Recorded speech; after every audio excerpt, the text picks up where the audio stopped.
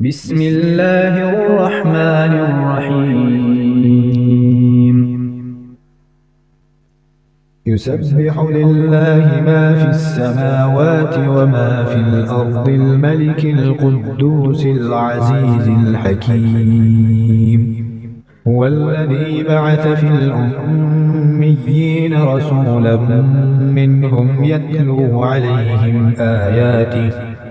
يتلو عليهم آياته ويزكيهم ويعلمهم الكتاب والحكمة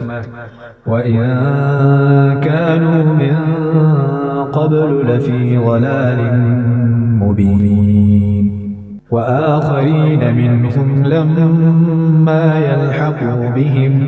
وهو العزيز الحكيم ذلك فضل الله يؤتيه من يشاء والله ذو الفضل العظيم مثل الذين حملوا التوراة ثم لم يحملوها كمثل الحمار يحمل أسفارا بئس مثل القوم الذين كذبوا بآيات الله والله لا يهدي القوم الظالمين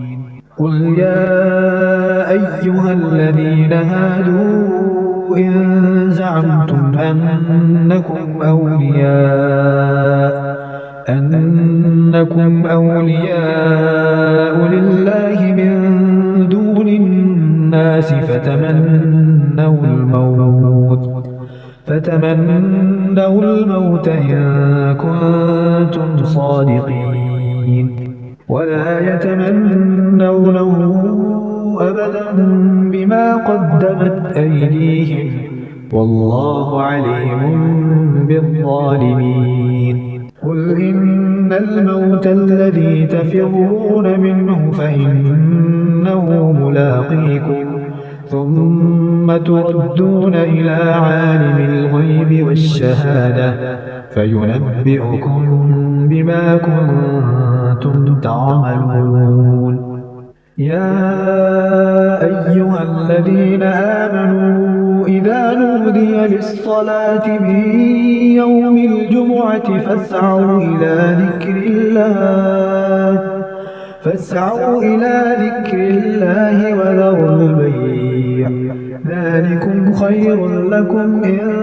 كنتم تعلمون فإذا قضيت الصلاة فانتشروا في الأرض وابتغوا من